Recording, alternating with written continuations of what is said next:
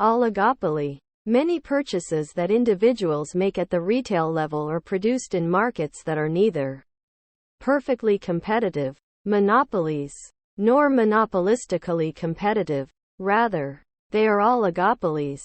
Oligopoly arises when a small number of large firms have all or most of the sales in an industry. Examples of oligopoly abound and include the auto industry, cable television, and commercial air travel. Oligopolistic firms are like cats in a bag. They can either scratch each other to pieces or cuddle up and get comfortable with one another. If oligopolists compete hard, they may end up acting very much like perfect competitors, driving down costs and leading to zero profits for all. If oligopolists collude with each other, they may effectively act like a monopoly and succeed in pushing up prices and earning consistently high levels of profit. Oligopolies are typically characterized by mutual interdependence where various decisions such as output, price, advertising, and so on depend on the decisions of the other firm. Analyzing the choices of oligopolistic firms about pricing and quantity produced involves considering the pros and cons of competition versus collusion at a given point in time. Why do oligopolies exist? A combination of the barriers to entry that create monopolies and the product differentiation that characterizes monopolistic competition can create the setting for an oligopoly. For example, when a government grants a patent for an invention to one firm, it may create a monopoly. When the government grants patents to, for example, 3 different pharmaceutical companies that each has its own drug for reducing high blood pressure, those 3 firms may become an oligopoly. Similarly, a natural monopoly will arise when the quantity demanded in a market is only large enough for a single firm to operate at the minimum of the long-run average cost curve. In such a setting, the market has room for only one firm, because no smaller firm can operate at a low enough average cost to compete, and no larger firm could sell what it produced given the quantity demanded in the market. Quantity demanded in the market may also be 2 or 3 times the quantity needed to produce at the minimum of the average cost curve, which means that the market would have room for only 2 or 3 oligopoly firms, and they need not produce differentiated products. Again, smaller firms would have higher average costs and be unable to compete, while additional large firms would produce such a high quantity that they would not be able to sell it at a profitable price. This combination of economies of scale and market demand creates the barrier to entry, which led to the Boeing-Airbus oligopoly for large passenger aircraft. The product differentiation at the heart of monopolistic competition can also play a role in creating oligopoly. For example, firms may need to reach a certain minimum size before they are able to spend enough on advertising and marketing to create a recognizable brand name. The problem in competing with, say, Coca-Cola or Pepsi is not that producing fizzy drinks is technologically difficult, but rather that creating a brand name and marketing effort to equal Coke or Pepsi is an enormous task. Collusion or competition. When oligopoly firms in a certain market decide what quantity to produce and what price to charge, they face a temptation to act as if they were a monopoly. By acting together, oligopolistic firms can hold down industry output, charge a higher price, and divide up the profit among themselves. When firms act together in this way to reduce output and keep prices high, it is called collusion. A group of firms that have a formal agreement to collude to produce the monopoly output and sell at the monopoly price is called a cartel. See the following Clear It Up feature for a more in-depth analysis of the difference between the two. Collusion versus cartels. How can I tell which is which? In the United States, as well as many other countries, it is illegal for firms to collude since collusion is anti-competitive behavior, which is a violation of antitrust law. Both the Antitrust Division of the Justice Department and the Federal Trade Commission have responsibilities for preventing collusion in the United States. The problem of enforcement is finding hard evidence of collusion. Cartels are formal agreements to collude. Because cartel agreements provide evidence of collusion, they are rare in the United States. Instead, most collusion is tacit, where firms implicitly reach an understanding that competition is bad for profits. The desire of businesses to avoid competing so that they can instead raise the prices that they charge and earn higher profits has been well understood by economists. Adam Smith wrote in Wealth of Nations in 1776, "People of the same trade seldom meet together, even for merriment and diversion, but the conversation ends in a conspiracy against the public, or in some contrivance to raise prices." Even when oligopolists recognize that they would benefit as a group by acting like a monopoly, each individual oligopoly faces a private temptation to produce just a slightly higher quantity and earn slightly higher profit while still counting on the other oligopolists to hold down their production and keep prices high. If at least some oligopolists give in to this temptation and start producing more, then the market price will fall. Indeed, a small handful of oligopoly firms may end up competing so fiercely that they all end up earning zero economic profits as if they were perfect competitors. The prisoner's dilemma. Because of the complexity of oligopoly, which is the result of mutual interdependence among firms, there is no single, generally accepted theory of how oligopolies behave, in the same way that we have theories for all the other market structures. Instead, economists use game theory, a branch of mathematics that analyzes situations in which players must make decisions and then receive payoffs based on what other players decide to do. Game theory has found widespread applications in the social sciences, as well as in business, law, and military strategy. The prisoner's dilemma is a scenario in which the gains from cooperation are larger than the rewards from pursuing self-interest. It applies well to oligopoly. The story behind the prisoner's dilemma goes like this. Two co-conspiratorial criminals are arrested. When they are taken to the police station, they refuse to say anything and are put in separate interrogation rooms. Eventually, a police officer enters the room where prisoner A is being held and says, "You know what? Your partner in the other room is confessing. So your partner is going to get a light prison sentence of just 1 year. And because you're remaining silent, the judge is going to stick you with 8 years in prison. Why don't you get smart? If you confess, too, we'll cut your jail time down to 5 years. And your partner will get 5 years. Also, over in the next room, another police officer is giving exactly the same speech to prisoner B.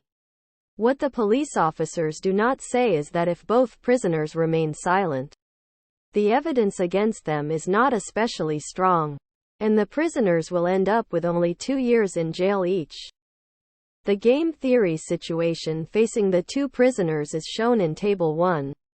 To understand the dilemma, first consider the choices from prisoner A's point of view.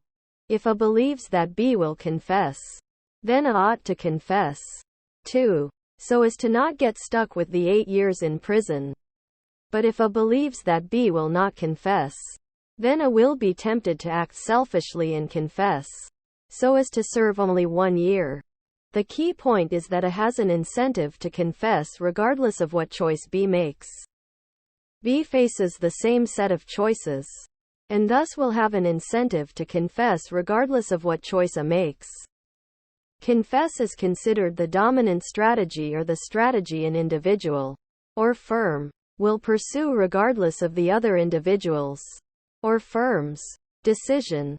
The result is that if prisoners pursue their own self-interest, both are likely to confess, and end up doing a total of 10 years of jail time between them. The game is called a dilemma because if the two prisoners had cooperated by both remaining silent, they would only have had to serve a total of 4 years of jail time between them. If the two prisoners can work out some way of cooperating so that neither one will confess, they will both be better off than if they each follow their own individual self-interest, which in this case leads straight into longer jail terms. The oligopoly version of the prisoner's dilemma. The members of an oligopoly can face a prisoner's dilemma. Also, if each of the oligopolists cooperates in holding down output, then high monopoly profits are possible. Each oligopolist, however, must worry that while it is holding down output, other firms are taking advantage of the high price by raising output and earning higher profits. Table 2 shows the prisoner's dilemma for a two-firm oligopoly known as a duopoly. If firms A and B both agree to hold down output, they are acting together as a monopoly and will each earn $1,000 in profits. However, both firms' dominant strategy is to increase output, in which case each will earn $400 in profits. Can the two firms trust each other? Consider the situation of Firm A.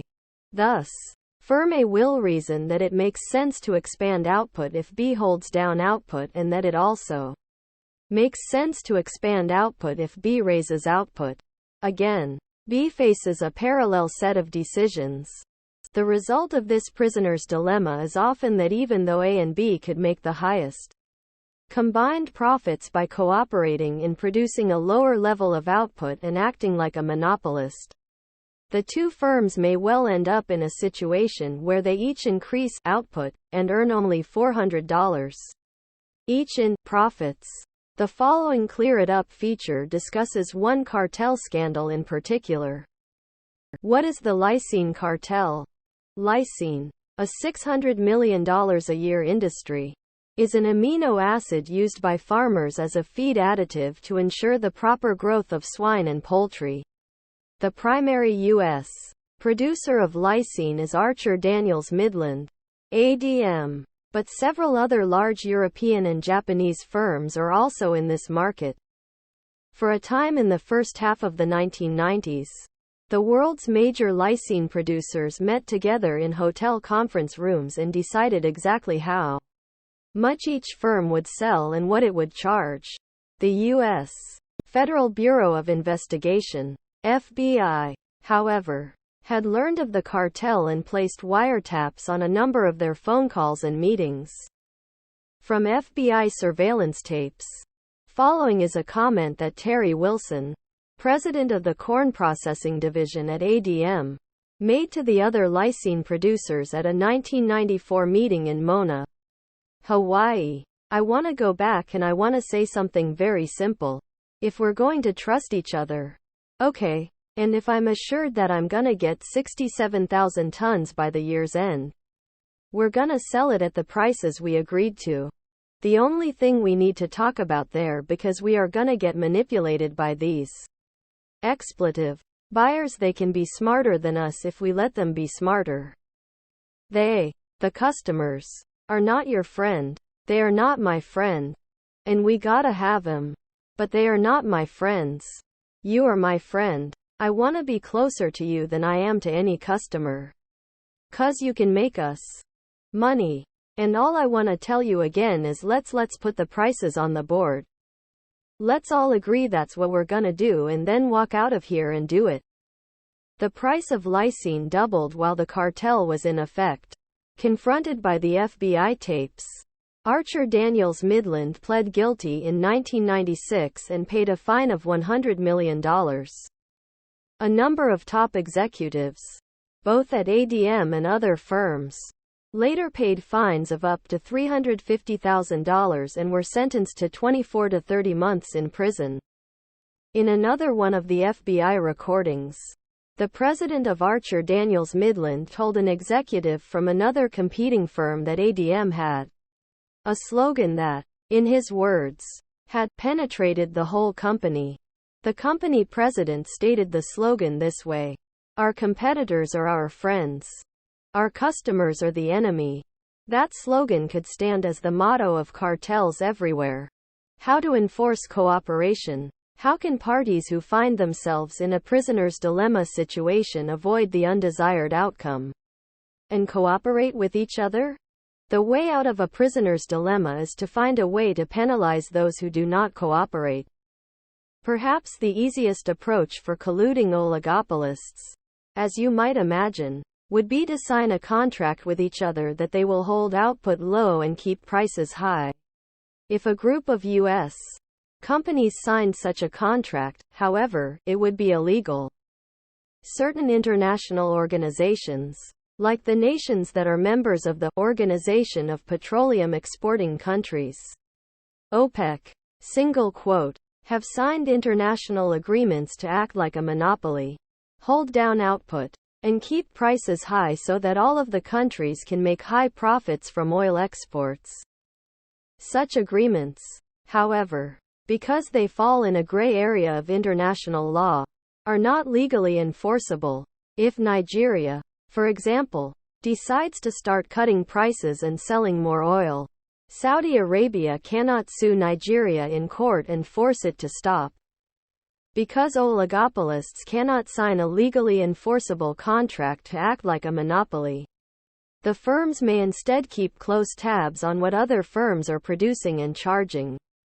Alternatively, oligopolists may choose to act in a way that generates pressure on each firm to stick to its agreed quantity of output. One example of the pressure these firms can exert on one another is the kink demand curve, in which competing oligopoly firms commit to match price cuts, but not price increases. This situation is shown in Figure 1. Say that an oligopoly airline has agreed with the rest of a cartel to provide a quantity of 10,000 seats on the New York to Los Angeles route, at a price of $500. This choice defines the kink in the firm's perceived demand curve. The reason that the firm faces a kink in its demand curve is because of how the other oligopolists react to changes in the firm's price. If the oligopoly decides to produce more and cut its price, the other members of the cartel will immediately match any price cuts, and therefore, a lower price brings very little increase in quantity sold. If one firm cuts its price to $300, it will be able to sell only 11,000 seats. However, if the airline seeks to raise prices, the other oligopolists will not raise their prices, and so the firm that raised prices will lose a considerable share of sales. For example, if the firm raises its price to $550, its sales drop to 5,000 seats sold. Thus, if oligopolists always match price cuts by other firms in the cartel, but do not match price increases, then none of the oligopolists will have a strong incentive to change prices, since the potential gains are minimal. This strategy can work like a silent form of cooperation, in which the cartel successfully manages to hold down output, increase price, and share a monopoly level of profits even without any legally enforceable agreement. Many real-world oligopolies, prodded by economic changes, legal and political pressures, and the egos of their top executives, go through episodes of cooperation and competition. If oligopolies could sustain cooperation with each other on output and pricing, they could earn profits as if they were a single monopoly. However, each firm in an oligopoly has an incentive to produce more and grab a bigger share of the overall market. When firms start behaving in this way, the market outcome in terms of prices and quantity can be similar to that of a highly competitive market. Trade-offs of imperfect competition. Monopolistic competition is probably the single most common market structure in the U.S. economy. It provides powerful incentives for innovation, as firms seek to earn profits in the short run, while entry assures that firms do not earn economic profits in the long run. However, monopolistically competitive firms do not produce at the lowest point on their average cost curves. In addition, the endless search to impress consumers through product differentiation may lead to excessive social expenses on advertising and marketing. Oligopoly is probably the second most common market structure. When oligopolies result from patented innovations or from taking advantage of economies of scale to produce at low average cost, they may provide considerable benefit to consumers. Oligopolies are often buffeted by significant barriers to entry, which enable the oligopolists to earn sustained profits over long periods of time. Oligopolists also do not typically produce at the minimum of their average cost curves. When they lack vibrant competition, they may lack incentives to provide innovative products and high-quality service. The task of public policy with regard to competition is to sort through these multiple realities, attempting to encourage behavior that is beneficial to the broader society and to discourage behavior that only adds to the profits of a few large companies, with no corresponding benefit to consumers. Discusses the delicate judgments that go into this task. The temptation to defy the law. Oligopolistic firms have been called cats in a bag, as this chapter mentioned. The French detergent makers chose to cozy up with each other. The result? An uneasy and tenuous relationship. When the Wall Street Journal reported on the matter, it wrote, according to a statement a Henkel manager made to the French Antitrust Commission, the detergent makers wanted to limit the intensity of the competition between them and clean up the market. Nevertheless, by the early 1990s, a price war had broken out among them. During the soap executives' meetings, which sometimes lasted more than 4 hours, complex pricing structures were established. 1. Soap executive recalled chaotic meetings as each side tried to work out how the other had bent the rules. Like many cartels, the soap cartel disintegrated due to the very strong temptation for each member to maximize its own individual profits. How did this soap opera end? After an investigation, French antitrust authorities fined Colgate-Palmolive, Henkel, and Procter & Gamble a total of €361 million, $484 million. A similar fate befell the ice makers. Bagged ice is a commodity, a perfect substitute, generally sold in 7 or 22-pound bags. No one cares what label is on the bag. By agreeing to carve up the ice market, control broad geographic swaths of territory, and set prices, the ice makers moved from perfect competition to a monopoly model. After the agreements, each firm was the sole supplier of bagged ice to a region. There were profits in both the long run and the short run. According to the courts, these companies illegally conspired to manipulate the marketplace. Fines totaled about $600,000 a steep fine considering a bag of ice sells for under $3 in most parts of the United States.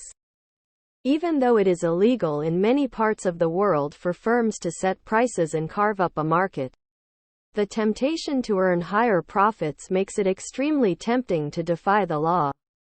Key concepts and summary. An oligopoly is a situation where a few firms sell most or all of the goods in a market. Oligopolists earn their highest profits if they can band together as a cartel and act like a monopolist by reducing output and raising price.